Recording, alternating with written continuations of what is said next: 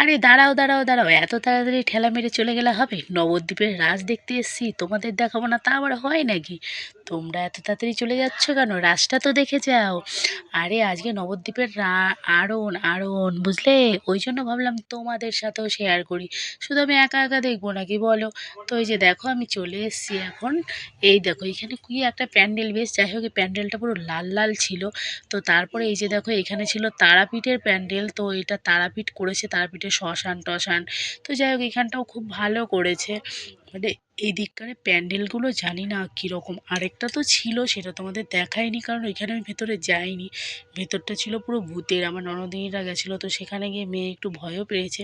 আমি বললাম নিও না নিও না, তবুও মেয়েটাকে নিয়ে গেছে। তো ঠাকুরের কৃপায় মেয়েটা ভয় পেয়েছে ঠিকই, বাট জ্বর টর আসেনি। আমি তো খুব চিন্তায় ছিলাম। তো যাই হোক এইখানটা তো আমার এত ভয় লাগছিলো, এত ভয় লাগছিলো, মানে কি বলবো তোমাদের, বাবা কীরকম শ্মশান টশান ভূত টুত সেজে সব এরা আছে। তারপরে ওই মহিলাটা দেখেছো আবার এখানে মরা টরা ভাড়া দিচ্ছে, বাবারে বাবা, মানুষের মাথা টাথা সব রয়েছে। দেখে তো আমার গা হাত পা শিউরে যাচ্ছিলো। যাই হোক তোমাদের এই প্যান্ডেলগুলো কেমন লাগছে একটু কমেন্ট করে জানাবে। আর সত্যি এই জায়গাটা খুবই ভয়ানক ছিল, কিন্তু নেক্সট মানে এর পরের যে আরেকটা ভূতের প্যান্ডেল ছিল, সেটার সামনেটা পুরো সাধারণ ছিল, আর ভেতরটা ভূতের আওয়াজ, কীরকম ভূত টুত, বাবারে বাবা, কি জঘন্য ভয়ঙ্কর একটা প্যান্ডেল ছিল। যাই হোক এই দেখো এইখানে আবার সাঁওতালদের একটা এসে করেছে, মানে আদিবাসী কি একটা বলে, মানে আদিবাসীরা যেরকম বসবাস করে তো সেইটাই আর কি। তো এই দেখো এই জায়গাটাও বেশ ভালোই লাগছিলো। ফার্স্ট ফার্স্ট ফার্স্ট ভয় লাগছিলো, তো পরে প্যান্ডেলটা ভেতরে গিয়ে দেখলাম না অতটা ভয়ের কিছু নেই, কিন্তু মানুষগুলোকে দেখে একটু ফার্স্টে ভয় ভয় লাগছিলো। তো মাম্মামও একটু ভয় পাচ্ছিলো, তো মাম্মামকে বললাম না না এগুলো মানুষ, এগুলো কালো মানুষ, তুমি একটু ধরো ধরো। তো এগুলো যেহেতু কালো গায়ের রঙ করা রয়েছে না, ওই জন্য মাম্মামকে ধরালাম, তো তারপরে মাম্মাম আর ভয় পায়নি।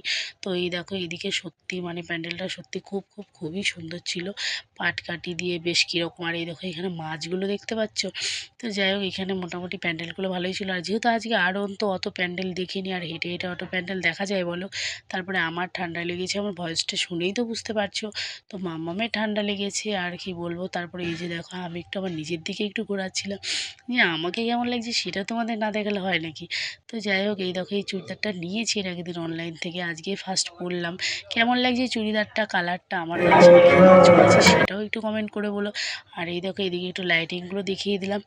ও হ্যাঁ, তোমাদের তো একটা কথা বলতে ভুলেই গেছি, এই প্যান্ডেলটা না, এই প্যান্ডেলটা অনেক বড় ছিল। ও হ্যাঁ, এদিকে প্যান্ডেলগুলোর চাইতে এদিকে ঠাকুরগুলো মানে এত বড় হয় না, মানে কি বলবো, প্রচণ্ড মানে প্রচণ্ড বড়। 3-4 তালা বিল্ডিং অব্দিও লম্বা হয়, মানে এত উঁচু এত বড় ঠাকুর হয়। তো মানে খুব ভালো লাগে নবদ্বীপের রাস, মানে এই জন্যই তো উন্নত, তাই না? তো নবদ্বীপের রাস কে কে দেখেছো কে কে দেখোনি অবশ্যই কমেন্ট করে বলবে। তারপর এই যে দেখো আমরা এখানে রোডে এসে বসে পড়েছি, আর এখানে বসে ঠাকুর দেখা তো স্টার্ট হয়নি, কিন্তু আমাদের খাওয়া স্টার্ট হয়ে গেছে, ঠিক আছে? আর আরেকটা কথা না বললেই নয়, কেউ কিন্তু বাজে কমেন্ট করো না যারা নবদ্বীপ থেকে আমার ভিডিওটা দেখছো, বিশেষ করে তারা। মানে নবদ্বীপের খাবারগুলো এত জঘন্য, মানে কি বলবো, তোমরা প্লিজ কেউ বাজে কমেন্ট করো না।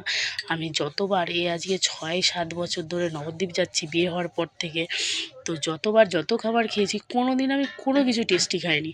আমাদের বেথুয়ার মতো এত টেস্টি খাবার সত্যি হয় না। ভাপা পিঠে আমি ভাবছি বাবারে বাবা, এত সুন্দর ভাপা পিঠে, আমি তো জাস্ট অবাক হয়ে গেছি যে আমি যেহেতু এটা খুব টেস্টি মানে ভালো খাই, তো ভাবলাম তাহলে যাই কিনে নিয়ে আসি। এবার কিনতে গিয়ে দেখছি এগুলো 10 টাকা করে। আমি বলছি এত অল্প দাম, কি ব্যাপার, তাহলে নিয়ে যাই। দিয়ে 3টে নিয়েছি, আমার ননদিরা তো খাচ্ছে না, ওদের একটা ভেঙে ভেঙে দিলাম, ওরা কিছুতেই খাবে না, ওরা যেহেতু ভালো খায় না। ও মা, সেই রেশনের চালের গন্ধ পিঠের মধ্যে। তারপরে একটা পাটিসাপটা নিয়েছি আমার ছোটো ননদিনীর জন্য, তো সেইটাও এরকম জঘন্য গন্ধ। আর হ্যাঁ এই দেখো এটা হচ্ছে বুড়িমা, তোমাদের আগে সেটা বলিনি, ঠিক আছে? তো বুড়িমাটাও দেখো 2 তালা 2.5 তালা বিল্ডিং এরকম লম্বা, ঠিক আছে? তো তারপরে সেই ভাপা পিঠের গল্পটা বলি। এত গন্ধ এত গন্ধ জঘন্য, সে তো আমি তবুও আমি নাক বুজে খেয়ে নিয়েছি, ভাবলাম টাকা দিয়ে কিনলাম আবার ফেলে দেবো, তো খেয়ে নিলাম, খিদেও ছিল খেয়ে নিলাম। আর এগরোলের কথা বলি, সেই এগরোল সবার জন্য আমার ঠাকুরপো, মানে ঠাকুরপো বলছি আমার মানে নন্দা জামাই আর কি, ননদের হাজব্যান্ড, তো এগরোল নিয়ে আসছে। সেই এগরোলগুলো জানো তো কী জানো, রুল ময়দা না, ওগুলো আটা দিয়ে বানানো, তো আবার রেশনের আটা। সেই রেশনের আটার গন্ধ, আর কি জঘন্য রুল, মানে কোনো রুল ময়দার সেন্ট। আমি তো ফার্স্টে খেয়ে বুঝতে পারিনি, পরে খেতে খেতে খেতে খেতে আমি বলছি এরকম কেন লাগছে, ওরা বলছে রেশনের আটা, রেশনের আটা, এটা রুল ময়দা মোটেও না, এটা ভালো আটাও না, তাহলে এত গন্ধ না, আর সবসময় রুল ময়দা দিয়ে মানুষ বানায়, তো এরকম জঘন্য কেন? তারপরে সেই রোলটা খেয়ে দেখছি ওইটাও জঘন্য। তারপরে সেই মোমো খেলাম, সেই মোমোর স্যুপটা তো মনে হয় কি, মানে কী যে বলবো, জাস্ট তোমাদের আর কিছু বলার নেই।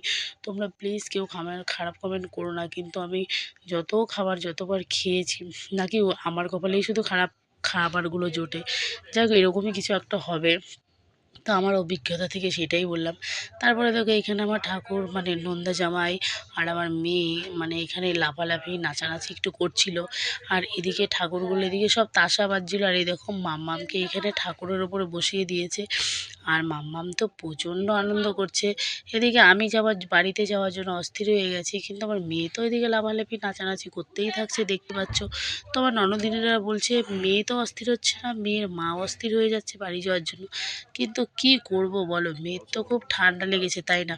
ওই জন্য আমি বাড়ি যাওয়ার জন্য অস্থির হয়ে গেছি, যেহেতু এদিকে তোমার ওই গাড়িগুলোতে তোমার একটু ধোঁয়া উঠছে, ওই তোমার কি একটা ধোঁয়া ওঠে না, তা ওইটা নাকে যাচ্ছে, ঝাঁজ লাগছে, তারপর নিচ থেকে ধুলোবালি উঠছে, সবাই নাচানাচি করছে, এদিকে উপর থেকে কুয়াশা পড়ছে, তো এরকম করে মেয়ের যেহেতু আরও ঠান্ডা লেগে যাবে, ওই জন্য সেই চিন্তায় আমি তাড়াতাড়ি বাড়ি যাওয়ার কথা বলছি, কিন্তু সেটা তো বুঝতেই চাইছে না কেউ, তাই না? তো যাই হোক, এদিকে এই দেখো সাপের আর একটা অ্যানাকোন্ডা প্যান্ডেল হয়েছে, তো সেইটাও দেখো। তো যাই হোক, এদিকে প্যান্ডেলগুলো বেশ ভালোই হয়, ঠাকুর প্যান্ডেল সবই মোটামুটি ভালো হয়। তারপরে দেখো এই যে আমি আর আমার মেয়ে হেঁটে হেঁটে যাচ্ছিলাম, তো এই ক্যামেরাম্যানটা কে জানো, আমার হচ্ছে ননদের হাজব্যান্ড, ঠিক আছে? তো বললাম একটু আমাদের একটু ভিডিও করে দাও না, একটু নাচানাচি করছি, একটু ভিডিও না করলে হয় বলো? তো আমরা একটু মাঝে মাঝে নাচানাচি করছিলাম। তো মাম্মামের যেহেতু শেষের দিকে ঘুম পেয়ে গেছিলো, সারাদিনে ঘুমায়নি মাম্মাম, তো ওই জন্য মাম্মামকে একটু নাচানোর জন্য দেখো একটু ভিডিও করছিলাম। আর এরকম করে লাফাতে লাফাতে আমরা 9:30টার দিকে বাড়িতে চলে গেছিলাম, যেহেতু আমরা ছটা 6:30টার মধ্যে বেরিয়ে পড়েছিলাম, তো ওই জন্য 9টার দিকে চলে আসলাম আবার। তো তারপরে দেখো এই দেখো এখন আমরা বাড়িতে চলে যাচ্ছি, আর কি বলবো বলো, অনেকটাই রাত হয়ে গেছে। তো আজকের মিনি ব্লগটি কেমন লাগলো তোমাদের অবশ্যই তোমরা জানিও, ঠিক আছে? তো যতটা পারলাম চেষ্টা করলাম তোমাদের সাথে শেয়ার করার, তো কেমন লেগেছে সেটা তোমরা অবশ্যই জানিও, আর কে কে এই নবদ্বীপ থেকে আমার ভিডিওগুলো দেখছো অবশ্যই কমেন্ট করে জানাবে। আর এই যে দেখো বাড়িতে এসে আবার ডিউটি শুরু, বাবাই আমার সুন্দর গুডগার্লের মতো গ্যাস নিচ্ছে, তাই না বাবা? হ্যাঁ বাবা, এটা খুললে পরে এই যে ডোডো আছে, ডোডো, এই ডোডো তোমাকে কামড়ে দেবে, তখন আমি কি করব? তার থেকে ভালো হবে না তুমি চুপচাপ গ্যাসটা নিয়ে নেবে, দুষ্টু না করে। কি হ্যাঁ, নখ নখ, এটা নখ, ওটাও নখ, তুমি হাত দিও না, থাক, ডোডো আবার রেগে যাবে। এটা ডোডোর কি তুমি বলো, বলো তো কি, তুমি বলো, আমি তো জানি না। ওটা কান, কান, হ্যাঁ ডোডোর কান। ঠিক আছে ঠিক আছে ঠিক আছে, কান্না করে না।